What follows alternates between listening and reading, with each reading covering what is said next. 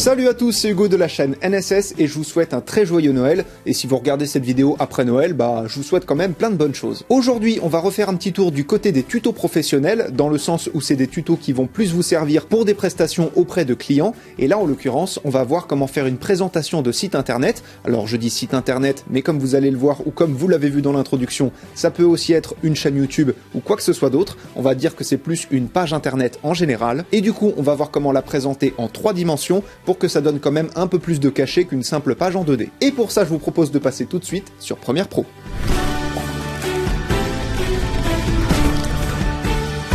Pour le tuto, je vais réutiliser la même image que celle que vous avez vue en introduction. Juste avant de commencer, les paramètres que je vais vous donner sont des paramètres personnels. Vous n'êtes pas obligé de les appliquer à la lettre. De toute façon, il y aura forcément un moment où vous allez devoir rentrer vos propres valeurs. Mais déjà, avec ce que je vais vous présenter, vous avez une très bonne base. Bien, on va commencer en mettant notre premier effet. Donc pour ça, vous allez dans votre fenêtre Effets, vous allez taper 3D et glisser-déposer l'effet 3D simple sur votre image. Placez votre tête de lecture au début de votre timeline, c'est important, et activez les 3 chronomètres de l'effet 3D simple, à savoir la rotation horizontale, la rotation verticale et la distance d'observation. Passez la rotation horizontale de 0 à 45, la rotation verticale de 0 à -12, et ensuite la distance d'observation, ça va être selon vous, selon le zoom que vous voulez apporter dans votre image. Notez bien évidemment que si vous zoomez dans votre image, notamment une image en 1080p, et que votre séquence est également en 1080p, vous risquez de perdre en qualité. Donc si vous pouvez importer une image en 4K, c'est toujours mieux. Pour se rapprocher de notre image, on va aller dans les valeurs négatives, et pour ma part, je vais taper -55. Comme vous le voyez, on est déjà beaucoup plus rapproché, mais là, il y a quelque chose qui va nous déranger,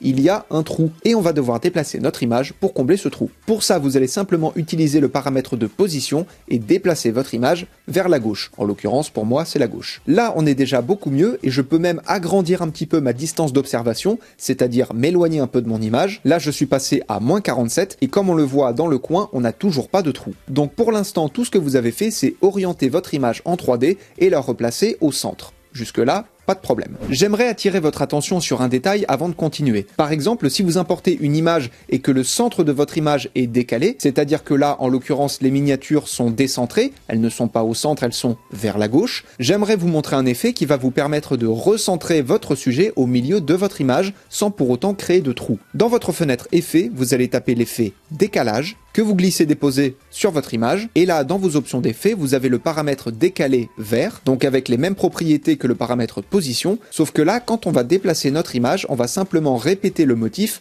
à l'infini. Donc ça va être important de bien cadrer votre image pour qu'il n'y ait pas de trou au préalable. Ce que je vous conseille, c'est de faire comme moi, c'est-à-dire de cadrer au mieux votre image et de l'imbriquer, et comme ça, une fois que vous déplacerez le motif, une fois que vous le décalerez, vous n'aurez pas de trous qui viendront se créer sur le bord des motifs. Et ça, vous pouvez le décaler à l'infini, vous aurez toujours le même motif qui reviendra en boucle. Et donc, comme je vous l'ai dit, si votre sujet est décentré sur la gauche, vous le décalez un petit peu vers la droite et le problème est réglé. Retournons à notre effet et on va avancer un petit peu dans le temps. Personnellement, je vais me placer à 3 secondes et on va pouvoir changer les valeurs de notre effet 3D simple pour créer un effet de rotation. Donc personnellement, pour cet effet, je vais passer la rotation horizontale de 45 à 22, la rotation verticale de -12 à -11 et la distance d'observation, on va dire à -40. Et là, comme vous le voyez, on a un petit problème, notre image est décentrée. Pour régler ce souci, c'est pas compliqué, placez votre tête de lecture au début de votre image et activez le chronomètre de position, replacez-vous sur les images clés de fin d'animation et là vous allez déplacer un petit peu votre image pour recentrer votre sujet. Enfin, on va ajouter un tout petit effet de rotation très léger, juste pour rajouter du détail. Donc placez-vous encore une fois au début de votre image, activez le chronomètre de rotation, placez-vous sur les images clés de fin et mettez l'angle de rotation à 1 ou 2. Pas plus que ça, il n'y a pas besoin. Et pour l'instant, ça nous donne ceci.